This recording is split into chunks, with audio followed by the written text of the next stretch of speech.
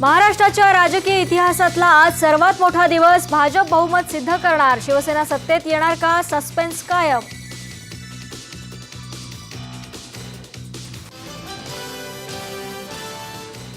विधानसभा अध्यक्षांची निवडणूक बिनविरोध करण्यासाठी मुख्यमंत्र्यांच्या हालचाली. उद्धव ठाकरेंना फोन करून अर्ज मागे घेण्याची विनंती.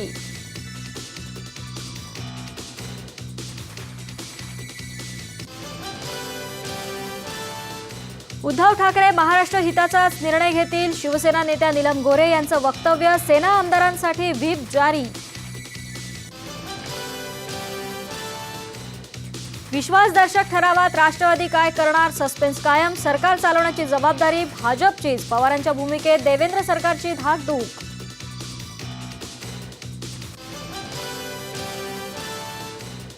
पेट्रोल प्रति लिटर ₹1.75 स्वस्त. डिझेल ₹1 स्वस्त तर स्वयंपाकाचा गॅस ₹21 स्वस्त. सर्वसामान्यांना दिलासा.